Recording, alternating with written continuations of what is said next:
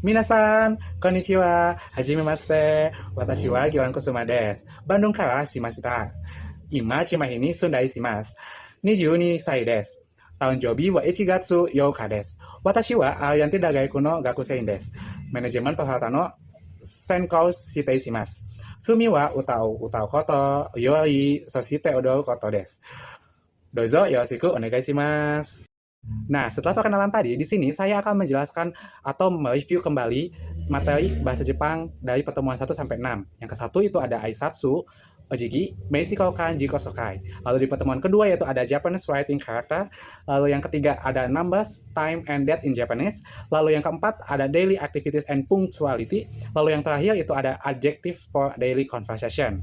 Lanjut saja kita ke materi yang pertama. Yang ke-1 itu ada Aisatsu. Apa sih Aisatsu? Aisatsu yaitu adalah salam dalam bahasa Jepang yang sering digunakan sesuai waktu dan situasinya. Misalnya seperti ada contoh di atas yaitu ada Ohayo gozaimasu. Itu untuk selamat pagi. Lalu ada Konnichiwa, itu untuk selamat siang. Dan juga yang ketiga ada konbawa untuk selamat malam. Tidak hanya itu, ada juga salam perpisahan yang sering digunakan, seperti ada sayonara dan juga otsukare sama desu, yang sering digunakan dalam lingkungan kerja di Jepang. Nah, di Jepang sendiri, aisatsu itu sangat penting karena menunjukkan rasa hormat dan sopan santun kita kepada orang lain. Lanjut, yang kedua, itu ada ojigi. Ojigi adalah tradisi untuk membungkukkan tubuh sebagai bentuk salam, hormat, terima kasih, dan juga permintaan maaf. Nah, ojigi sendiri ini ada 5 macam. Yang ke-1 ada esaku. Ya, nah ini untuk salam ringan kepada teman atau situasi santai. Contohnya seperti yang ada di foto di awal yang ini ya.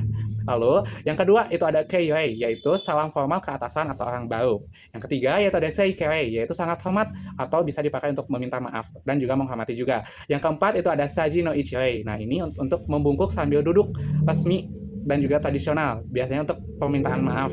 Lalu yang terakhir itu ada yang kelima, yaitu ada dogeza. Dogeza ini membungkuk sangat rendah sampai menyentuh lantai seperti sujud gitu ya. Ini untuk digunakan biasanya untuk permohonan maaf yang sangat serius. Yang ketiga, ini ada meishikokan. Meishikokan ini adalah pertukaran kartu nama yang biasanya digunakan dalam situasi formal ataupun bisnis ya. Nah, biasanya itu menggunakan kedua tangan, lalu kita ojigi ya saat memberikan dan menerimanya. Nah, cara-caranya itu seperti satu, kita siapkan dulu kartu namanya di card holder kita, tidak boleh masih berada di dalam saku. Lalu yang kedua, itu dipegang oleh kedua tangan kita seperti ini, dan juga pastikan kartu nama kita tuh terbaca. Lalu kita tampilkan ojigi kerei, lalu kita perkenalkan seperti Hajime Mashite, Ariantino, Gilang. To yoroshiku onegai shimasu gitu. Lalu kita terima oleh kedua tangan kita dan mengucapkan chodai itashimasu. Saya terima kartu Anda. Poin keempat dalam materi ini yaitu ada jikosokai. Apa sih jikosokai? Jikosokai itu adalah perkenalan diri dalam bahasa Jepang. Biasanya berisi ada nama kita, umur, tanggal lahir, pekerjaan atau status hobi kita juga dan lain-lain. Juga ditutup dengan yoroshiku onegai shimasu. Nah, seperti yang contoh di atas ini ada hajime mashite yaitu senang bertemu dengan Anda. Lalu ada watashi wa Gilang des, berarti nama saya Gilang. Seperti contoh ini yaitu ada konnichiwa, hajime mashite, selamat siang, senang bertemu dengan Anda, perkenalkan, watashi wa Gilang Kusuma des. Perkenalkan nama saya Gilang.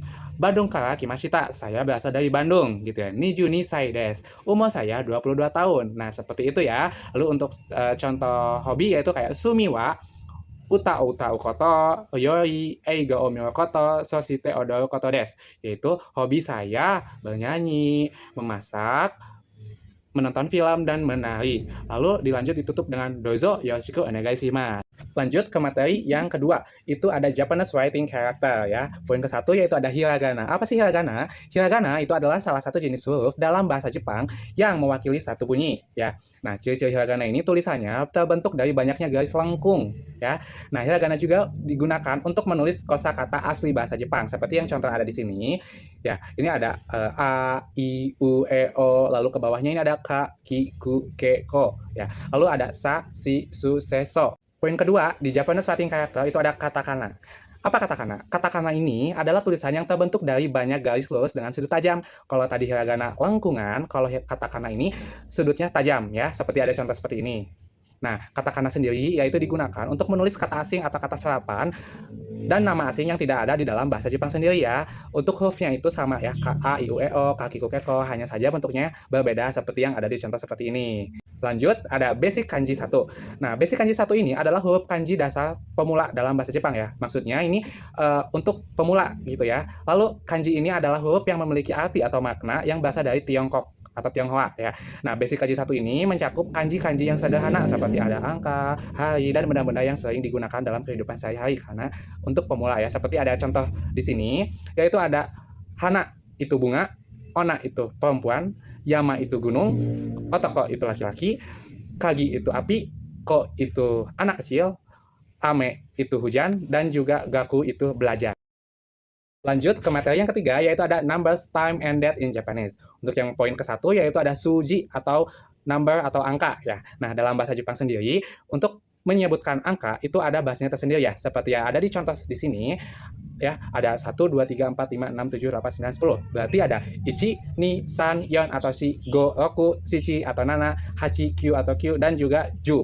Ya, seperti yang ada di contoh seperti ini. Nah, untuk pola 11 sampai 100 itu rumusnya ya agak mudah, yaitu angka 10 plus angka berikutnya. Contoh seperti yang di sini itu ada 11. 11 itu bahasa Jepangnya juichi. Ya, lalu ada 20 ini niju. Lalu yang kedua satu itu ada nijuichi. Seperti itu. Nah, di sini juga saya menampilkan contoh bagaimana sih jika kita ingin menanyakan umur kepada orang lain. Kita akan bertanya seperti ini. Nansai desu ka? Berarti itu adalah berapa umur kamu? Nah, kita jawab niju isai desu. Saya umur 21 tahun. Seperti itu. Nah, lalu ada contoh yang kedua nih untuk menanyakan nomor telepon ya. Misal, denwa banggo wa nan desu ka? Itu. Berapa nomor telepon kamu? Kita jawab 0811235 des gitu kan. Berarti nomor saya 0812 13456. Poin kedua dalam numbers, time, and date in Japanese yaitu ada jikan. Itu untuk waktu ya, jam. Nah, di sini ada saya menampilkan contoh ya. Di sini ada gambar jam ya. Untuk jam 1 pas, jam 2 pas, jam 3 pas, 4 pas, dan seterusnya itu kita bisa menyebutkan ichi ji. Jadi rumusnya itu angka yang tadi sudah kita bahas ditambah kata ji. Jadi seperti angka 1 itu ichi tambah ji, berarti jam 1 pas. Jadi ichiji, niji, sanji, yoji, goji, okuji, shichiji, dan seterusnya seperti itu ya. Nah, di sini juga saya menampilkan ya jam berapa untuk menanyakan jam itu nanji ya. Kayak misalkan sekarang jam berapa? Ima nanji desu ka? Itu kita jawab ima ichiji desu. Sekarang jam 1. Nah, di sini juga saya di sebelah jam ini saya menampilkan juga ada gozen dan gogo. Apa sih gozen dan gogo? Gozen itu untuk siang hari atau IM. Itu tuh dari jam 2 jam 00.00 sampai jam 11.59. Lalu untuk gogo sendiri itu dari jam 12.00 sampai 23.59 PM untuk gogo. Nah, di sini yang ketiga ada yobi. Yobi itu untuk penyebutan kata hari. Ya, hari dalam bahasa Jepang sendiri itu juga ada katanya sendiri ya. Intinya kalau kalian menemukan kata yobi, biasanya itu untuk menjurus kepada hari tersebut gitu ya. Seperti ada contoh yang saya berikan di sini, itu ada getsu yobi. Itu berarti hari Senin. Kayobi Selasa, suiyobi Rabu, mokuyobi Kamis, kinyobi Jumat, doyobi Sabtu, dan nichiyobi hari Minggu ya. Di sini juga ada apa itu arti kanjinya, ada asal kanjinya, dan juga ada planetnya ini. Nah, di sebelah saya di sini itu ada hichiji. Nah, hichiji itu untuk apa? Untuk tanggal ya. Di sini saya menampilkan ada lumayan agak banyak ya. Ada suichachi, futsuka, mika, yoka, itsuka, muika, nanoka, yauka, konokota, toka ya. Ini untuk penyebutan tanggal di dalam bahasa Jepang. Yang terakhir itu ada gatsu. Gatsu itu bulan ya. Penyebutan untuk bulan dalam bahasa Jepang ya. Nah, di contoh yang saya berikan di sini ada Januari, itu berarti kita bilangnya ichi. Ichi gatsu. Jadi Januari itu bulan ke-1. Bulan 1 itu bahasa Jepangnya ichi. Jadi kayak Januari, Februari, Maret, April, berarti kan 1, 2, 3, 4. Nah, jadi kita tinggal hitung seperti itu ditambah kata gatsu. Jadi ichi gatsu itu Januari. Lalu nigatsu itu Februari. Lalu misalkan ada hachigatsu berarti Agustus. Seperti itu ya, teman-teman. Nah, di sini saya menampilkan beberapa contoh ya. Di sini yang pertama itu ada menanyakan jam berapa. Misalkan, ima nanji desu ka? Kita jawab gogo sanji desu. Sekarang jam 3 PM. Nah, lalu selanjutnya itu menanyakan jam buka restorannya. Misalkan, restoran wan nanji kara desu ka? Jam berapa restoran ini buka? Kita jawab gozen shichiji kara desu. dari jam 7 IM, seperti itu. Nah, yang terakhir contohnya menanyakan jam tutup toko, misalkan Nanji made desu ka? Sampai jam berapa? Kita jawab Gogoku ji made desu. Sampai jam 9 PM. Seperti itu ya teman-teman. Selanjutnya yaitu ada daily activities and punctuality. Nah, untuk poin yang pertama, di sini saya akan menjelaskan daily activities terlebih dahulu atau Nichijou Katsudo. Nah, di sini saya memberikan banyak sekali contoh ya untuk kata kerja atau verb yang digunakan oleh orang Jepang ya. Contohnya seperti ada okyo itu bangun, taberu itu makan, nomu itu minum, lalu ada neru itu tidur ya. Lalu juga ada go iku itu pergi gitu ya, dan masih banyak lagi. Nah, di sini saya menampilkan juga contoh bagaimana sih kita jika ingin mendeskripsikan kita tuh sedang apa, ataupun kita menanyakan ke orang sedang apa atau jam berapa. Nah, di sini contohnya seperti yang pertama itu ada watashi wa shiji ni okimasu. Saya bangun jam 7. Seperti itu. Lanjut, contoh yang berikutnya, jika kita ingin menanyakan kepada orang lain nih, ya, misalkan contohnya ini ada anata wa nanji ni okimasu ka? Jam berapa kamu bangun? Nah, kita jawab, watashi wa shiji ni okimasu. Saya bangun jam 7. Atau misal, contoh selanjutnya ada anata wa shiji ni nani oshimasu ka? Kamu ngapain sih jam 7? Artinya tuh, nah kita jawab nih ya misalkan, watashi wa shiji ni benkyou shimasu. Saya jam 7 sedang belajar, seperti itu ya. Nah, ini salah satu contoh untuk di daily activities dalam bahasa Jepang ya, menggunakan kata kerja. Lanjut. Poin kedua, itu ada punctuality jikan gensu. Nah, apa sih punctuality itu? Nah, punctuality itu adalah ketepatan waktu ya, kebiasaan untuk datang atau melakukan sesuatu tepat pada waktunya ya, yang telah disesuaikan jadwalnya ya. Nah, punctuality dalam budaya Jepang ini berbagai macam ya, seperti orang Jepang itu sangat menghargai waktu karena waktu itu adalah uang ya. Lalu juga orang Jepang itu pasti datang lebih awal karena itu dianggap sopan, menghormati dan menghargai kita. Lalu jika terlambat walaupun sedikit itu bisa dianggap kita tidak menghargai orang ya.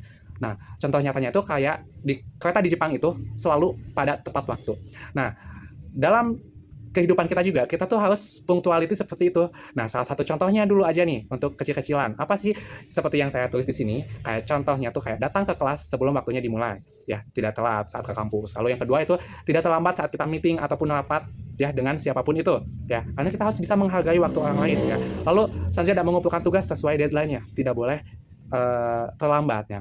Ini tuh disebut aturan emas. Jadi jika kita berjanji di jam 9 misalkan ya, kita tuh harus sudah siap di lokasi ya, itu di jam 8.55 ataupun lebih baik jam 8.45 kita sudah ada di lokasi tersebut ya. Nah, tujuannya itu apa? Tujuan punctuality ini yaitu untuk menunjukkan rasa hormat terhadap waktu orang lain, karena di Jepang itu waktu dianggap uang, seperti itu.